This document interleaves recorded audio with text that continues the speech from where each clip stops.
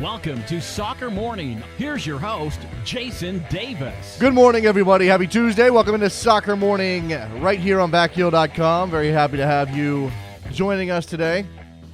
Good show for you lined up, as always. It is snowing again where I am, which is unfortunate at this point. I am done with winter. I thought that groundhog saw his shadow, or didn't see his shadow. Which one is it? Someone explain the whole groundhog situation to me. If he sees his shadow 6 more weeks, if he doesn't see his shadow, we're good to go for spring. Where's spring? Big fat flakes falling outside my window right now. Ready to be done with that. But we didn't make it into the office today to do some Soccer Morning. Very excited to have David Cartage joining us, our friend from over in Spain, where I'm sure it is not snowing. We'll talk to him about the state of La Liga, certainly. Gary Neville and his travails right now. The weekend we just went through in La Liga, certainly. Lionel Messi's medical situation, Neymar's tax situation, Ronaldo's contract situation. Those are the 3 big things happening right now, it seems, in Spain, and David will fill us on anything I'm missing. We start with our news rundown, of course. We'll start with Everton. Former San Diego Padres owner John J. Moores and his partner Charles Noel are close to a takeover of Everton for a reported £200 million. That's about $289 million. The pair has gone through a 6-week due diligence process reviewing Everton's finances and their books ahead of the purchase.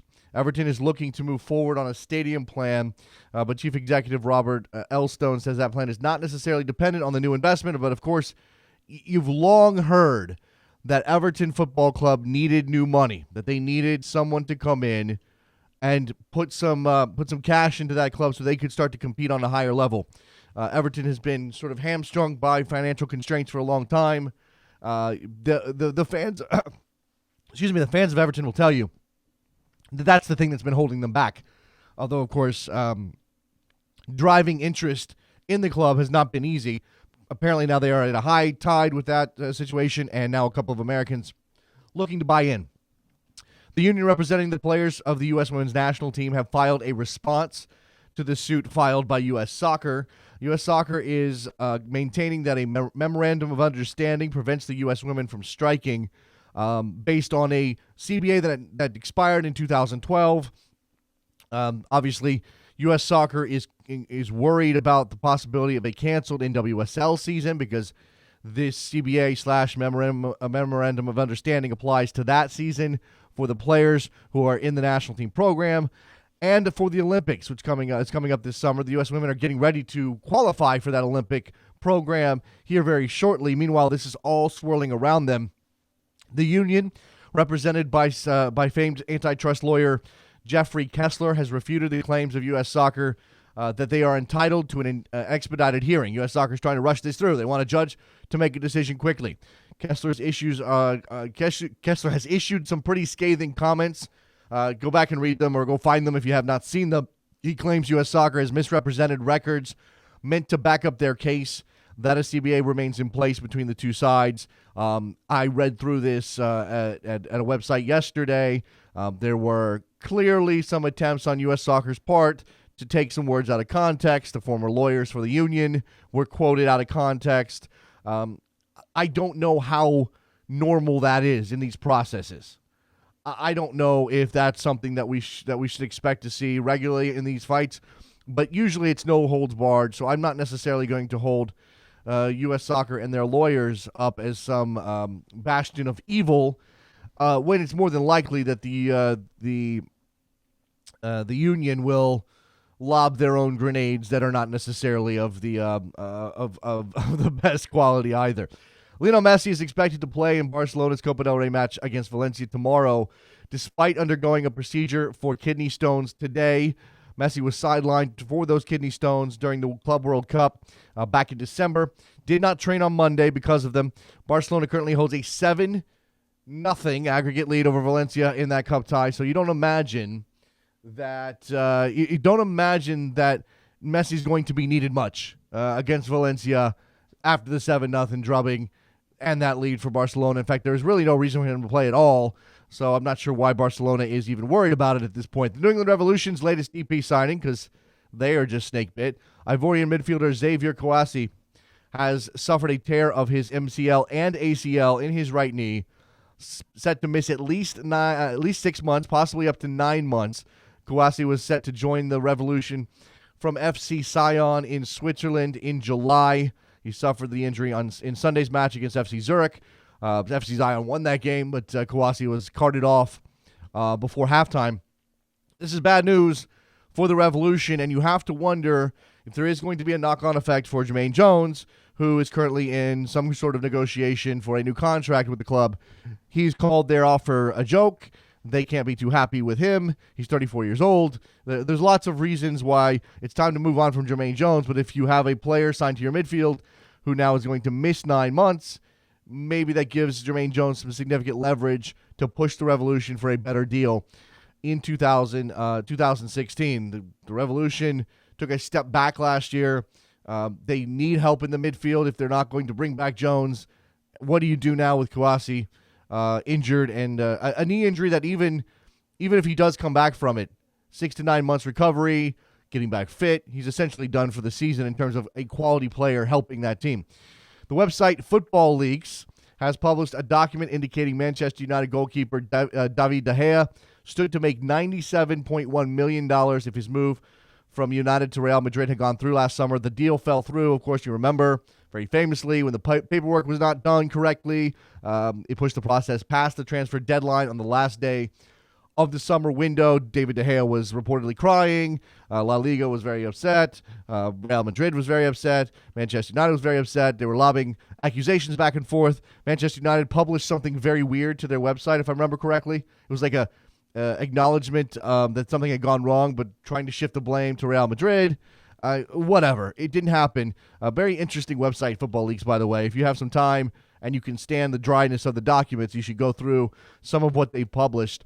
The documents claim De Gea's deal was to be for 6 years at $12.9 million a year plus a $12.1 million signing bonus. And, of course, because nobody likes to put these things out in public, Manchester United, Real Madrid have not commented on whether or not this was the actual deal in place for David De Gea. In September, he signed a new 4-year contract with Manchester United, believed to be worth in the region of £200,000 a week. As part of the new deal, United have the option to extend his stay at Old Trafford by another year. So he didn't get his move to to Real Madrid. He ends up signing a new contract with Manchester United, and now they kind of have him locked down a little bit.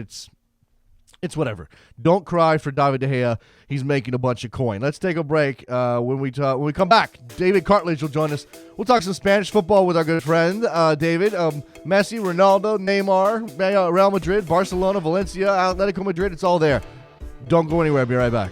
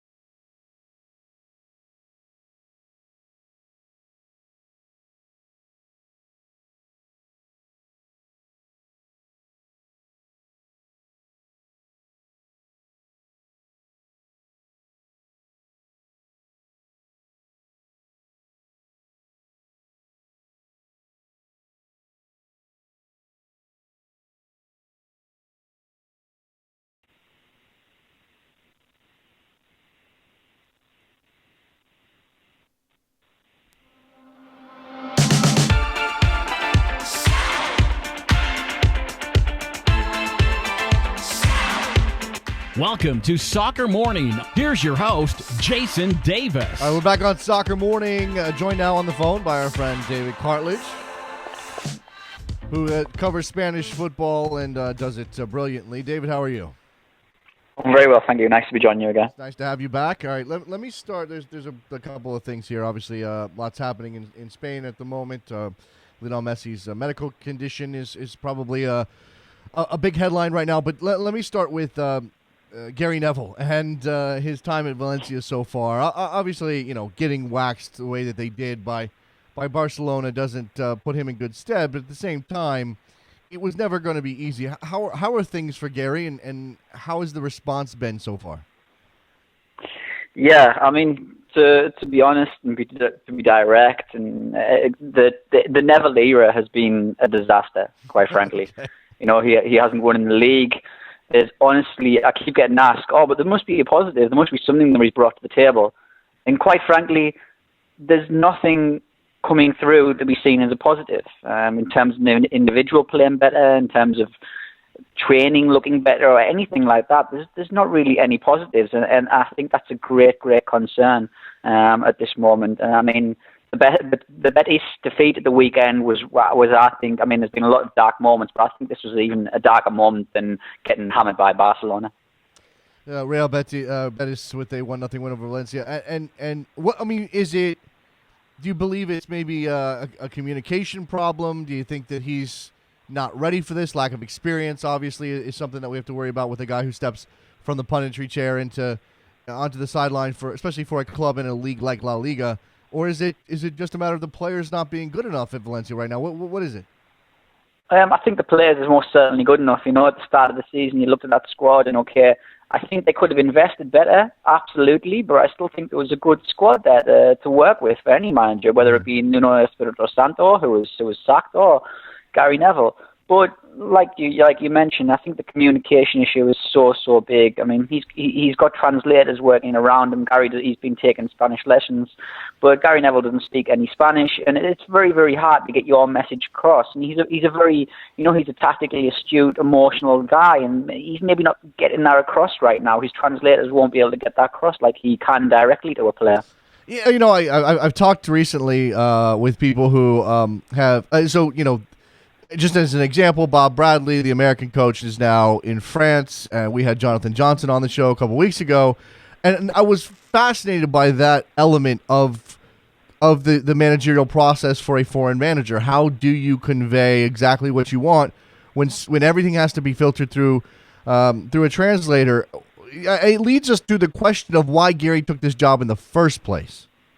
Yeah, exactly. I think it was a bad decision on Valencia's part to appoint Gary Neville. I think that was due to Peter Lim, the owner of Valencia. He is friends with Gary Neville in other areas of life. They own a club in England together, Salford City. They've got businesses together. So that was wrong, I think, on Valencia's part. And then also Gary Neville, I think he could have judged it better. This wasn't the right move for him at this particular time. I think he could have found something in England, potentially in the Championship division under the Premier League, and would have been a better area for him to work in. But I think Valencia was the wrong move for everybody. Yeah. It's interesting because so often we talk about the lack of British players, especially English players, moving abroad. David, there's just not a lot of players who are in this modern era sort of taking their chances elsewhere because the money in the Premier League is so good, and you maybe want to credit Gary Neville for taking a chance and going outside of the comfort zone. But if the pieces don't come together, and I'm looking at the table right now, 14th place, Valencia tied on 25 points with Betis, which is obviously why that loss was probably particularly stinging. Are they in danger of being pulled down into this relegation battle? I mean, it's certainly possible. I mean, mathematically right now they can get sucked into it, of course. I think they've got enough quality to see it through, if they persist with Neville, which it looks like they might for at least one more weekend. I mean, they've got another game against a basement team in Espanyol who themselves got slaughtered 5-0 at home last night. So, he'll be looking at that game and thinking we can beat them. But he'll have looked at the Real Betis game and thought we can beat them. Betis were a team who had played 10 home games before they played Valencia. They had won one of them, and that was in September. And Valencia still couldn't beat them. And so they must, again, I feel like I'm saying this every week, but it's a must-win game again in Espanyol this weekend. Yeah. Let's move on from Gary Neville and Valencia. Obviously, a fascinating story, and how much longer he is for that job remains to be seen. If it doesn't pick up pretty soon, as you said, it may be just another week or so. I was asked yesterday on the show by someone if I thought that Leicester City, with a 5-point lead in the Premier League right now, if they win on the weekend against Arsenal, whether or not I see that as, they're going to go on and march to the title, or if I thought La Liga was closer to being over with Barcelona. Right now, it's only 3 points. They do have a game in hand, so potentially a 6-point gap on second place Atletico Madrid. Which one would you say is closer to being finished? Certainly they're both still in play, David, but which one would be closer to being finished? I think La Liga is close to being finished. I still think Real Madrid and Atletico Madrid have got the problems are far too big to catch Barcelona, who I don't think. I agree with Luis Enrique when he said they have not peaked yet, and I agree with that. Barcelona haven't even peaked yet. That's very scary. Yeah. And that's obviously when it comes time to go and grab that ring that is the Champions League title again. I imagine that will be the goal, is to peak at that point. Right now, humming along the way that they are, is there anything that you could see that might trip them up? I mean, again, reading about Messi's kidney stone issues, is that something that could potentially be a problem for them, or do they think it's treatable without him having to miss time? Yeah, they're expecting him to return to training tomorrow, so we'll see tomorrow what is the latest with that. But he's headed to a clinic on Tuesday morning for the procedure. I mean, there's nothing come out yet to see how that procedure has gone, but everything was expected to go smooth. But no, I don't think this is a major issue. And to be honest, going back to the question, I would only see a major injury to a major player hurting Barcelona. But I mean, it's difficult to see because they've got players to replace everybody, I mean, I would maybe say an injury to Busquets to rule him out for the season. Hopefully that doesn't happen, because we don't want anybody getting injured, but you don't want to see any player get injured for any team. So I would say an injury to Busquets would probably derail them a little bit. Is there anything that is important in terms of the headlines right now in Spain? And I'm not trying to diminish the news cycle, but it seems to be so much fluff, David. I mean, I'm reading about, Ronaldo talking about whether or not he's going to stay at Madrid for 2 more years. This happens every couple of weeks. Somebody asks him a question: how much longer are you going to be here? What's your future? He's saying, I may retire after the 2022 World Cup, which last time I checked is still 6 years away. Messi and the kidney stones, okay, that might keep him off the field, so that's certainly worth talking about. But things like Busquets or Gerard Piqué, people talking and not saying a lot. What is the headline right now that actually matters in Spain? This is the thing. There's nothing really of substance to look at. I mean, the Valencia story with Gary Neville is probably one that is generating quite a lot of traction. It's incredible to see the form that they are in, and a club like Valencia in the state they are. But as you say, it's just these throwaway comments to different media outlets. Busquets has said that he'd like to play with Pep.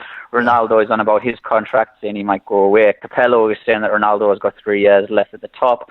Different things like this, these very throwaway comments, and you don't really read too much into them, and there's nothing really of substance. But these stories that aren't of substance, these are the ones that sell in Spain. Yeah. The real stories, the genuine stories, they perhaps don't sell. A story like Ibar, people are like, oh, that's a good little story, but it doesn't get the headlines that the subject we discussed. Yeah, fascinating stuff. One thing I would be curious about, and whether he doesn't seem as though he's consistently talking about it the way that players are talking about their futures, or even some managers would like to get their names out there. But what is Diego Simeone's immediate future? How much longer is he for that job? I know he was linked to Chelsea, but it seems as though at least the news cycle is claiming that they moved on to Allegri. Is Simeone going to stick this out and be at Letty long term? Yeah, I think so. I think he's got a few more years, and I think he just really wants to deliver that Champions League to Atleti and bring this next core of players through, the people like Saul, who are the, Yannick Ferreira, Carrasco, Correa as well, the young Argentinian. I think he wants to really bring those players through and keep Atleti in a steady footing, and we'll see what happens with this transfer ban as well, of course. See if he can get through that. But I think Simeone will stay. He runs a very tight camp as well, Simeone, that's the thing. So you can't really expect many leaks coming from his camp. So if somebody was saying, he's thinking of walking away this summer, you'd be a bit dubious as to where's that come from, because there's not really much comes out from the Simeone camp. Yeah, certainly he keeps his lips tight. What about Fernando Torres? I'm seeing some rumors that he's got offers from the new money, MLS, maybe China, maybe the Middle East. Yeah, that's right. Yeah, it looks like he has got some offers, and his agent is drumming up a little bit of interest, I think, because it's looking likely that Atleti will move on. He simply, I mean, it's a great sentiment he has with the fans. They adore him. He's their boy. So they really, really care for him a great deal and love him. But I think when you put the sentiment aside, you look, he doesn't really fit into what Atleti are doing. This young core of players, this energy that Simeone likes to go for. I think Torres is in decline. It's been a nice effort to try and get him into the team, but it simply isn't working. And I think if he can get one more big contract before he retires, then so be it. Something about a century, hit a century of did he score 100 goals for?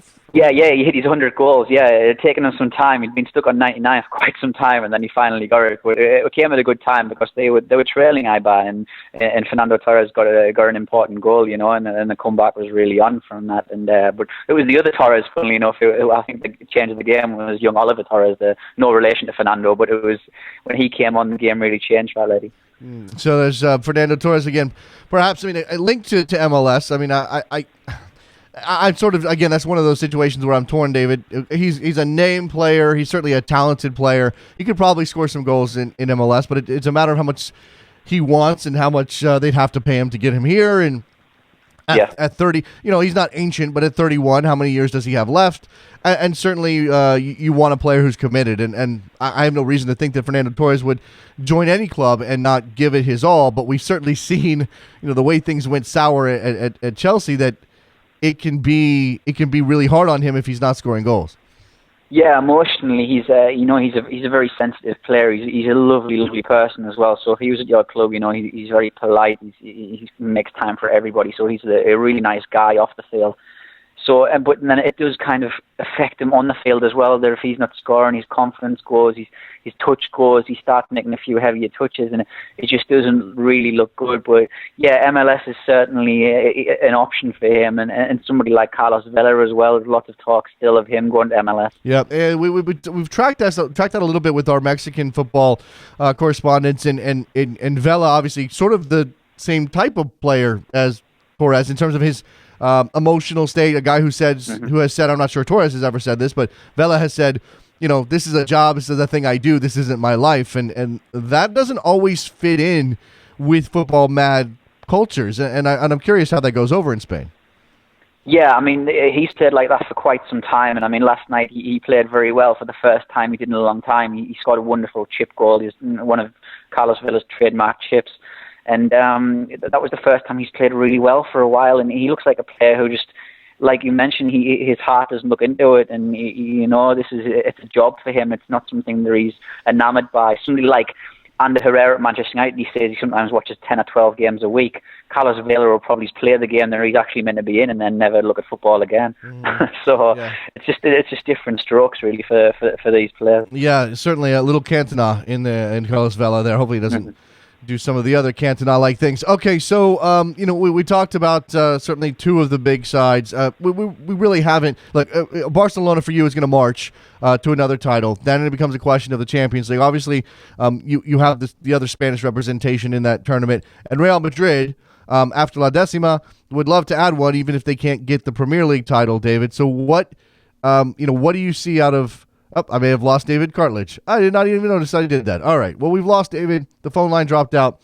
Why don't we step aside, come back, and see if we can grab him for just another couple of minutes. I do want to talk about Real Madrid. And there's a new futsal league starting up in the United States, and they're trying to get Barcelona as an investor. So I want to talk to David about that. Soccer Morning right here on backheel.com. Don't go anywhere. Be right back.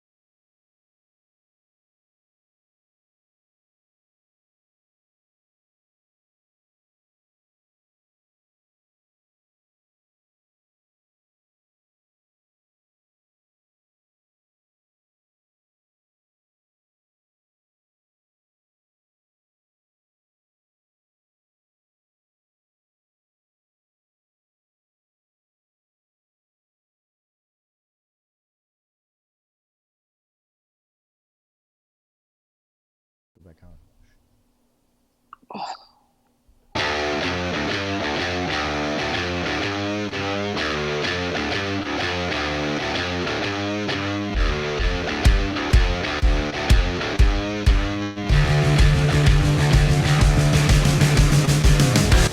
We're back on Soccer Morning on a Tuesday, joined again by David Cartage. We had a phone issue. Skype sometimes just doesn't want to cooperate. Well, we got David back on. That was a phone situation. Now it's a Skype situation. So we shouldn't have any issues with him dropping off. Let me just get rid of the music. David, how are you? I'm good. I'm still here on Skype. And you sound clear as a bell. We probably should have done this in the first place. Let's, all right. So I was talking about Real Madrid. I started setting the table for a discussion of where things are right now. Obviously, Zidane taking over was the massive story. Done a little bit better than Gary Neville at this point, but that's also because of the size of the club and the amount of talent that they have. But they are in third place. That's not where they want to be. What's going to salvage this season for Real Madrid?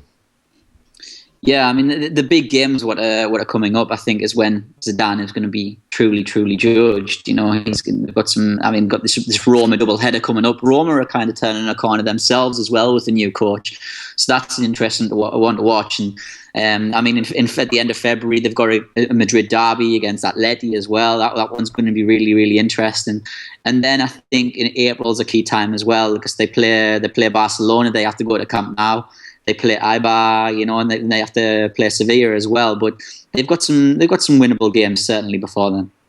All right, so Zidane chugging along here. I mean, I imagine that.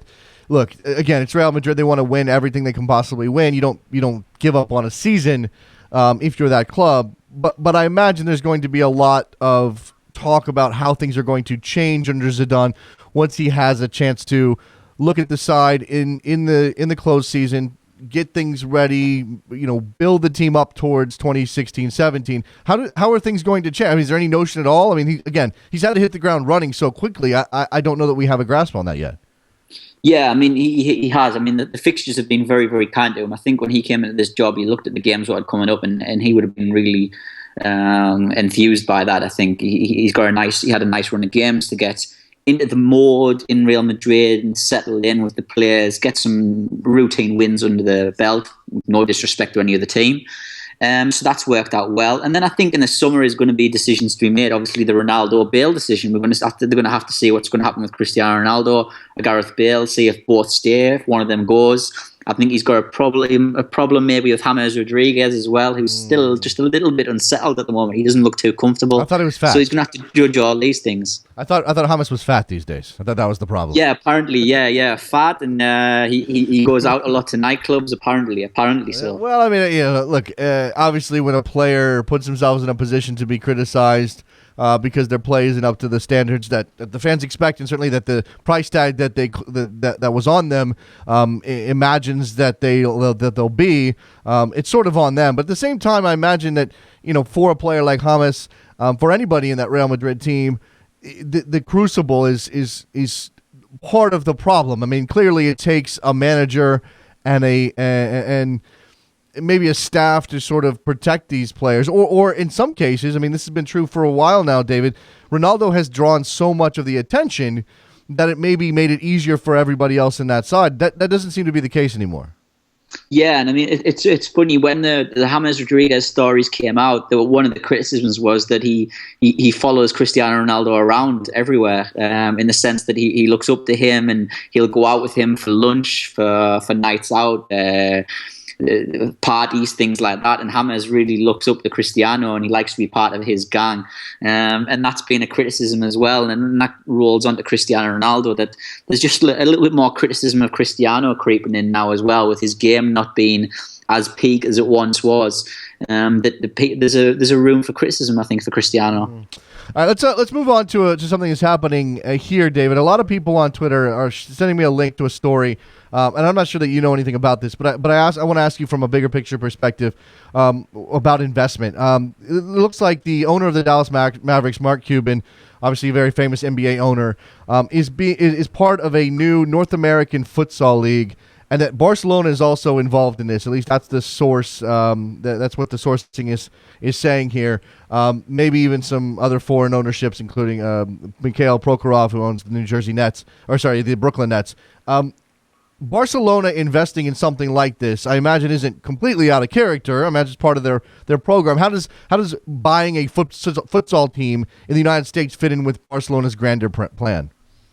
Yeah, I mean it. There's Barcelona, Atletico Madrid, Boca Juniors, and Oh, Corinthians. you're I think all are over the other this. teams Look at involved this. in this. David's all over this. Sorry, David. I didn't know. Yeah, so I was reading something in I think it was the Dallas News or something like that. There I you think go. the Dallas Morning newspaper. Right. So yeah, that's where I was reading this from.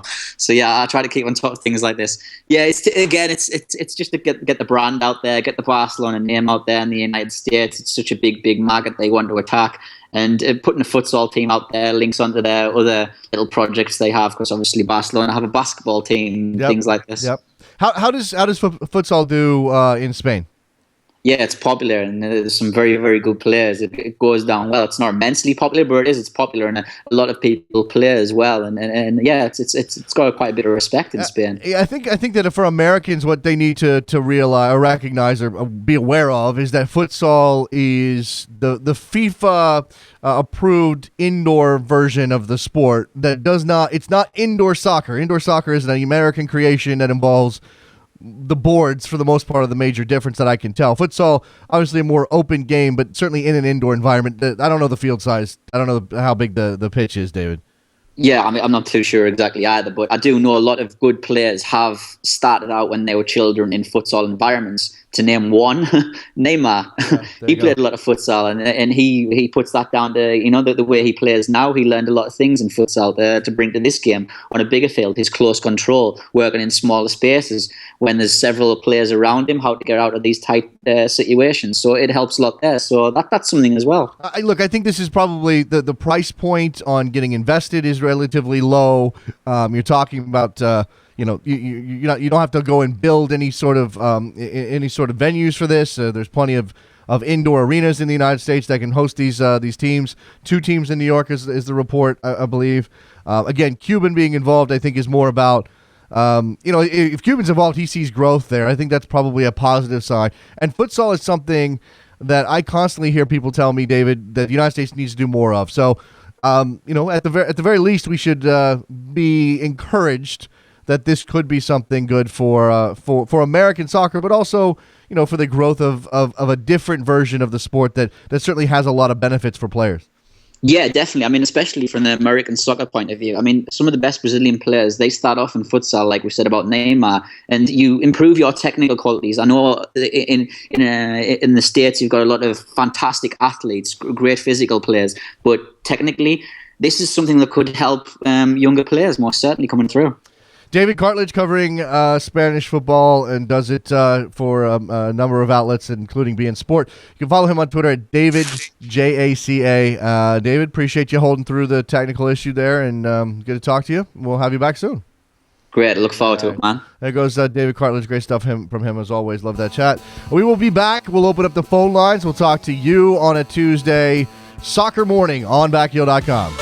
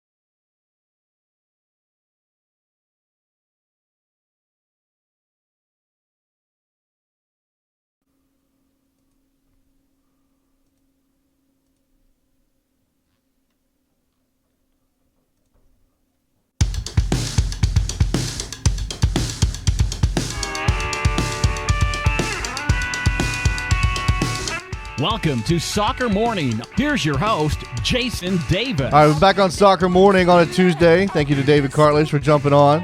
Talk a little La Liga with us, and also some futsal. I'll admit I know what futsal is. I've seen some futsal highlights. I've never watched a futsal game. I've never attended a futsal game, certainly. We don't really do futsal in the United States. Now it looks like we're going to. That there's going to be a league here. And again, the parties involved include Mark Cuban, Mikhail Prokhorov, the Bus family, which owns the Los Angeles Lakers, FC Barcelona, Atletico Madrid, Boca Juniors, and Corinthians. That's a pretty heavy lineup. Now, again, is it just slap your name brand on something, and now you got FC Barcelona of America futsal team? It doesn't matter to you. Does that feel appropriate, right, correct, as a sports fan? That would be the question number one to me, because if this thing is going to happen, I would want it to be successful, both for its own purposes, success for success sake. More soccer in the American sphere is a good thing, but also as a developmental tool, as we just talked about with David. There is some truth to the belief that futsal makes for better technical players. If Americans have an opportunity to join futsal teams and become better technical players, then that's great. Let's do that. Now, imagine this is going to be professional futsal players. How much room will there be for developing American players? I'm reading from the very article that David referenced at the Dallas Morning News website. It's dallasnews.com. It says last week's announcement that Mark Cuban had become a principal owner of a new North American league for a sport called futsal heightened buzz about the venture. A source told the Dallas Morning News on Monday that the 16-team professional futsal league franchisees include multiple NBA owners and some of the world's most prestigious soccer clubs. In other words, it will be a marriage of soccer and basketball, which is how many describe futsal, which is a 5-per-side indoor soccer, the only one sanctioned by FIFA. Let's see. Though futsal is played in 198 of the 207 FIFA member associations around the world, the Professional Futsal League is being planned as the world's most preeminent, with the top players being funneled here and receiving the sport's highest salaries. The league doesn't plan to begin until 2017. Well, we should get some details as we move along here. Representatives of the 16 franchises and officials from soccer clubs in Europe, South America, and China are scheduled to meet Tuesday and Wednesday in Dallas about this. Along with Dallas, cities that will have franchises include New York, Los Angeles, Seattle, Vancouver, that's Seattle/Vancouver, Boston, Chicago, and Miami.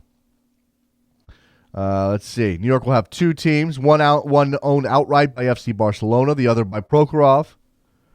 Let's see. PFL will consist of about 50 games. Season start and end dates will be largely determined by television networks. Barcelona, Chelsea, and Bayern Munich are in the process of establishing offices in New York. Well, Bayern Munich already has one. A sign of their eagerness to tap into the American market. This is dip toes in water type of situation. Again, the cost is marginal when compared to a full outdoor soccer team. Roberto, you're on the air. What's up? Hey, Jason. Good morning. Good morning, sir. I just want to go back to what you were talking about, futsal. I think that's really vital if it does come into the, I guess more American players play the sport, because look at how many South American youth players are starting their careers, and they start by playing futsal before playing 11 on side. Have you realized that? Well, I'm sorry, say that one more time, Roberto. I said that it would be good for for more American players to play futsal, because that's being done in South America, and how that proves how successful they've been. Yeah, sure. Again, no, but my concern here, Roberto, is when you read the details. This is, of course, because it's America, and because it's Mark Cuban, it's because these people, they have to do it bigger and better than anybody else, right? So this, again, it's identified as an attempt to create the world's best futsal league, and I don't have a problem with that. Except I wonder if that means there's any room for Americans at all.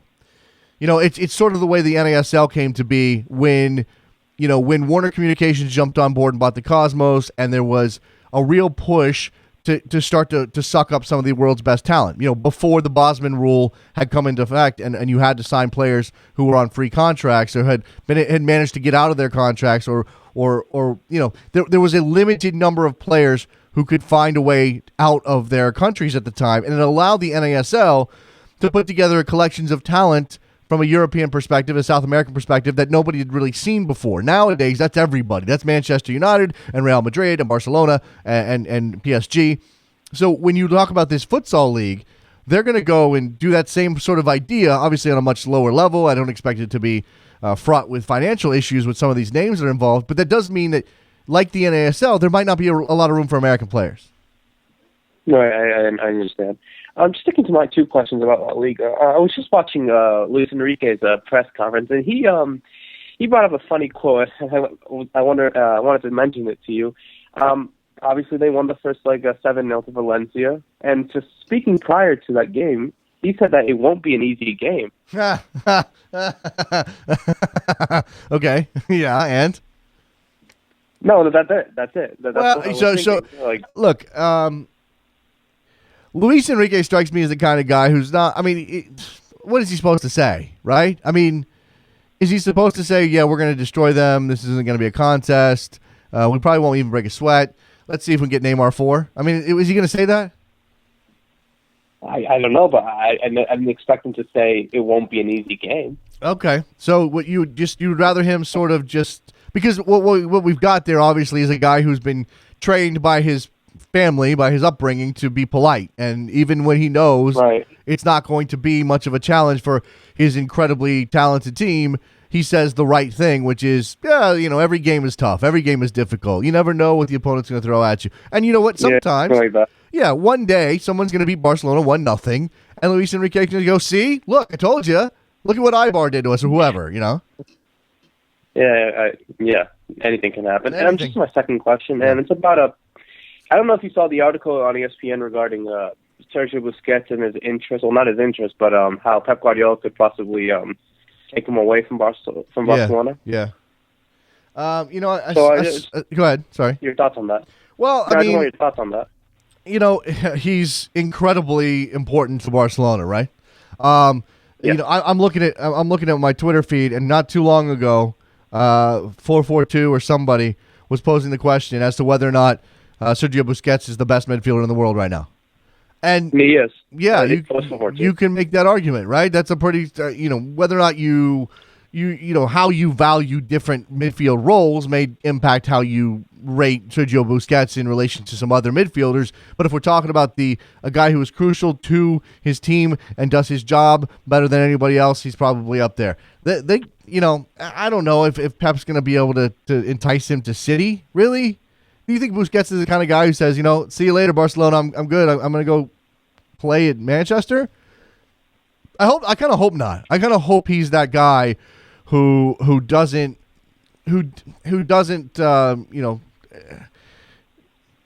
trade. I mean, I guess that would be money, but it would also be about Pep, right? So I would go ahead.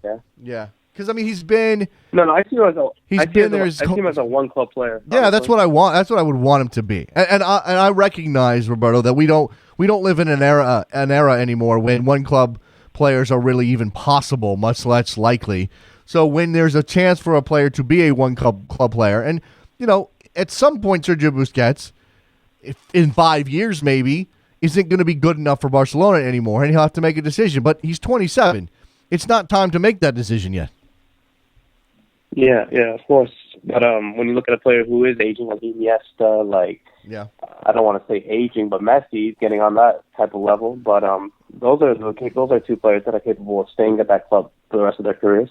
Yeah, I mean, Messi's 28. He'll be 29 this summer. I can't imagine, barring some medical issue that's not even related necessarily to aging, that's more about randomness. I mean, this kidney stone thing, certainly it's painful. It can be painful. I don't think it's going to keep him out of action for very long, if at all. So, but barring something like that, his spleen ruptured or he's got a heart palpitation, you just can't imagine Lionel Messi slowing down enough to justify Barcelona saying goodbye for another 4 or 5 years at the very least. I mean, while he is not the physical specimen that Ronaldo is, look at how old Ronaldo is, and he's still getting it done.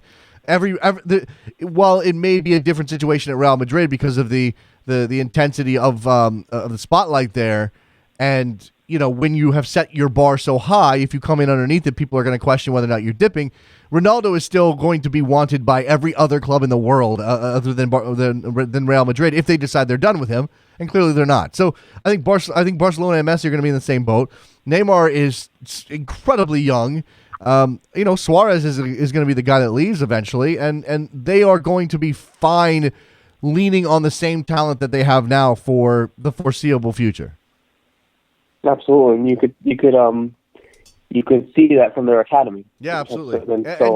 And they're always going to get one or two kids out of La Masia that is going to be able to make an impact at the professional level, and maybe not push out the established names, but come in alongside, help defray, help deal with some of the fatigue that an older player may start to feel at the age of 31, 32, 33, and then either they keep bringing that kid along and he eventually replaces the veteran who then, plays one or two more years as a part-time player and says goodbye, or people move on. I mean, again, we don't want Iniesta to move on. We don't want and I'm no Barcelona fan, but we don't want Busquets and Iniesta and these guys to move on. When Xavi moved to where is he? Qatar?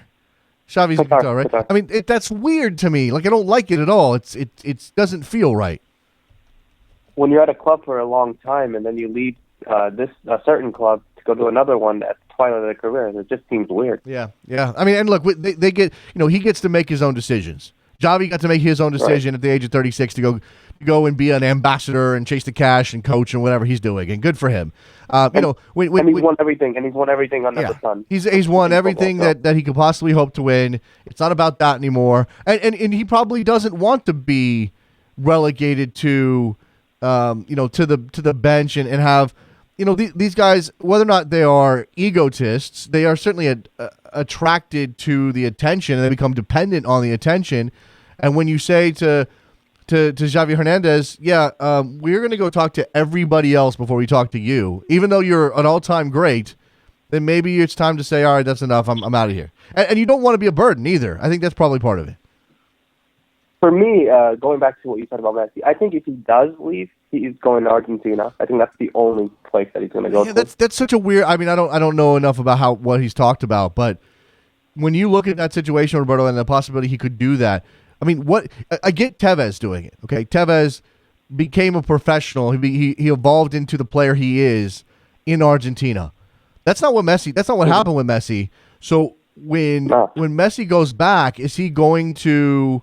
If he goes back, is that going to be the same sort of experience? Clearly not. Does that mean he doesn't want to go back? I don't know.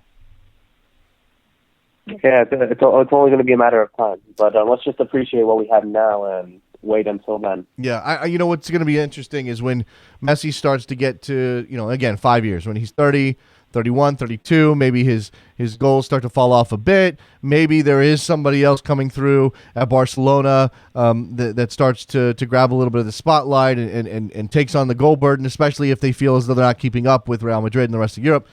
It's going to be interesting to see what MLS does and where MLS is at that point. Because, and it's the same thing with Ronaldo, and Ronaldo is closer to that day than Messi is based on age. How much MLS trips over itself, or if MLS decides at that point, again, 5 years from now, if that's even the path they're going to be on anymore, or are we at a point then that the league has started to develop its own players enough that they say, well, yeah, it would be great to have Lionel Messi here, and certainly he'd bring a lot of attention, but we're not going to sacrifice $10 million a year, whatever it's going to take to get him here, when we have, Jordan Morris, when we have Tommy Thompson, when we have some of these players coming through who could potentially be stars here and then maybe move on. And then they also will face some stiff competition if they continue to be at the level that they're at from China. Yeah, absolutely. Yeah, there's going to be a pretty intense market. I mean, hell, China. I hear China's coming in for Payet today. I hear China's coming in for the Ezekiel Lavezzi. They made I think that's already done. Who else? Dani Alves. China may have come in with an insane offer for Dani Alves. Should they do that? I mean, should he do that? No. You say no. All right, Roberto, I appreciate the call, man. Yeah, you too, Jason. There goes Roberto up in Connecticut. It's like they're a tag team. One calls in, and then the other one calls in on top of, to follow up. Robert in L.A., what's up? Yeah, it's just one of those things that happens. Good morning, Jason. Good morning, sir. What's on your mind? I want to talk about Leicester City. You were talking about it yesterday, and you were trying to do comparisons. And a lot of talk, when you have the experts on, you're saying they say it's the MLS is not the MLS. The Premier League is a down year with Chelsea, United, Arsenal, and Manchester City all bad or underperforming, and that's why Leicester's been able to almost like they're top of the table. And then you said earlier that one example was when the Colorado Rapids won the MLS Cup like in 2010, and then you also said that was a down year. Do you see a comparison? Because I remember, I don't know if you remember, you saw this, but after the MLS season ended, and it was like, no MLS in general, the off season, a lot of people were saying that the Colorado Rapids were, especially one person that works in MLS, I won't say his name, but he pretty much said that Leicester City is the EPL version of the Colorado Rapids, and that Jamie Vardy is pretty much the EPL version of Chris Wondolowski. Somebody said that? What is that? What does that mean exactly? Like the Rapids are a team that you don't expect to do anything, and then Wondolowski is like a one-hit wonder? What? I don't understand. Because Jamie Vardy was like in the 8th tier of English soccer and worked his way up, and Wondolowski was in a, quote, second division college team, and then was a reserve player before moving on to a first-team player. That's and was a late bloomer, kind of like Jamie Vardy is, because they're... Yeah, okay. I mean, but that's the thing, though. It's all happening at one club in the Premier League right now, to the surprise of everyone, because they don't compete on the same financial level. If there are certain clubs in MLS who can spend a lot of money on 3 players, but everybody else is pretty level. I mean, in terms of everything else, they're pretty level. So I don't think there's any comparison at all. Now, for me, when I saw it, it was like during the December area, when Jamie Vardy broke his record, and I think most of it was a little tongue-in-cheek and a bunch of clickbait. Okay. But I don't know if anyone saw. I don't know if you saw that. No, I mean, look, I'm not gonna. I don't think that's. I don't think that's something I need to worry myself about myself with too much. I mean, it's like you said, it's probably clickbait. It's probably trying to be a little provocative. I don't know who this was. You haven't told me, but I imagine it's somebody who has a reputation for throwing stuff out there to try to get people all riled up. So yeah. Yes, I won't say it's just I'm sure if you're a hardcore MLS fan, you'll probably know that. But I just wanted to get that. And do you have any more calls? Can I ask you one more question, Jason? Sure. Yeah, go ahead.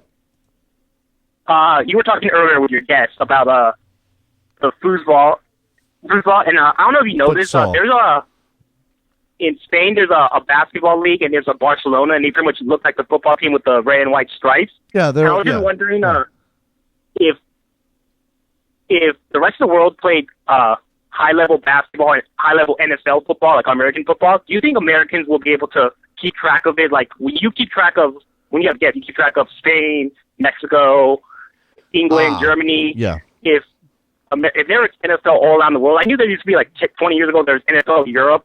Like, if you think nobody cared about that. I don't know if you remember that, but yeah, sure, nobody cared about that. A lot of people don't want to remember that, but if you understand the analogy I'm trying to say, like I think certainly soccer is unique in the fact that there is high level of play happening in many places around the world. It does make it a daunting proposition for people to jump into the sport because. And especially in this country where I think that too often people are judgmental about the knowledge that you hold. This happens in every sport, by the way. If you tell somebody that you're a Steelers fan, you better be able to recite the Super Bowls that they won in the 70s. You better be able to talk about the Steel Curtain and Terry Bradshaw and Lynn Swann. The Immaculate Reception. Yeah, Immaculate Reception. You better be able to talk about all that stuff or they're going to judge you. Oh, you're not really a Steelers fan. When it comes to soccer, it goes bigger picture. People tend to be, well, if you don't know what's happening in the Premier League and La Liga and Serie A and France and Russia and South America, and you've never heard of, if you've never heard of Boca Juniors or you've never heard of Corinthians or you've never heard of I mean, hell, there's other big clubs in outside of Brazil and Argentina and South America that people are supposed to know, and you're supposed to know Europe. I mean, hopefully people are welcoming. I think because it's going to be too much. It is too much. I mean, hell, it's my job, Robert, and I'm still like overwhelmed by everything that's happening. You got to pick your leagues that you like, that you care about, or one team. That still doesn't make you any less of a fan. So I think that if there was something like a worldwide NFL or a American football type of scene, then it'd just be like that. It'd be the same sort of thing. Yeah, I agree with you. And I'll just say this one last point before I leave. Actually, I don't know if you know this. There actually is a certain version. I saw this last summer. It's called the IAFA, the International Federation of American Football, and it's a quote like a World Cup of NFL. Yeah. And it's held every 4 years. It was held in Ohio, and like the quarterback was like, you think he'll be like America's great quarterback, but it was like Brett Favre's nephew who's in college. No, I've seen those games. It's like it's usually D2 kids up against like little Japanese guys. Yeah, it's pretty great. Yeah, I just don't. When I saw it, when I first heard about it, I thought it was like the most craziest thing. I'm surprised no American fans ever heard of that. But it doesn't matter. That's what I wanted to say. Thanks for taking my call. Appreciate it, Robert. Oh, all over the place today, Robert. I people just don't care. I mean, obviously the NFL is the big American football product. I mean, it's just the way it is. Futsal in the United States, very interesting. Possible league happening here in a couple of years or next year. Excuse me. Backed by Mark Cuban, some of the biggest clubs in the world, NBA owners. Again, my questions revolving around that effort relate to whether or not people are going to go out and support futsal in the same way they support their other sports teams. Because I think one of the hardest parts of starting a sports league of any type, right, the XFL, alternatives to the NBA, Major League Baseball, American football, hockey, whatever it is. I mean, we've seen this happen over the course of decades, but especially now in the modern television era, where if you want to see a sport, if you want to pay a little bit of money, you're going to be able to see that sport. If you want to be a Barcelona fan, you get the right package. You live in San Francisco, you can watch all the Barcelona you want. It's going to be difficult, I think, because of the culturally embedded nature. And this is what MLS had to deal with when it started. And I think MLS got in at exactly the right time. Otherwise, it would be in an even tougher sell. The idea that you're going to get people to become emotionally invested in a new professional sports team in the same way they are emotionally invested in their baseball team or their basketball team or their football team. How do you do that? The new MLS franchises that are popping up in Atlanta and Minnesota and LA and maybe Miami and certainly some other places, they have to deal with this. But I think what's interesting is that there's an established league. There's not already a soccer, an outdoor soccer product that is going to draw them in. I mean, in some cases there is, and it's a battle. Or some cases it is, and that team didn't do a good enough job selling themselves. But when you have, not only do you have here a professional sports team that's got to get people interested and committed, now you've got a professional sports team that's playing a different version of the sport that people know, and you have to sell the idea of futsal. We've been doing indoor soccer in this country for a very long time, and I imagine that there are people who will call themselves indoor soccer fans. I'm a fan of the Baltimore Blast. I've been a fan since 19 whatever. That's probably true, but I think that's a very small niche portion of the American soccer fan base. Can futsal grow that niche? I'd be curious to see. By the way, I just heard yesterday that they're rebooting Voltron on Netflix, and I'm very conflicted. We may have to have a discussion about this. I grew up in the prime of Voltron era, and this is troubling. Because if you get it wrong, you ruin it forever. Yeah, and there's a new Premier League logo as well. I'm seeing some pictures. It's just a lion's head, right? And then they're going to move the Premier League word mark around. There's no ball. He looks he looks regal, don't get me wrong, but he also kind of looks like, I don't know. It's kind of weird. I'm not sure I'm a fan of this. We're thinking too hard about these logos. All right, that's going to do it for us on a Tuesday. Thank you very much to David Cartage of BN Sport 442 and many other places. We will be back tomorrow with a Wednesday episode. I think there's an FA Cup game today. Maybe we'll talk about that. West Ham and Liverpool. Yeah? Talk some futsal. Talk Voltron. Whatever's on your mind. We'll see you then. Bye.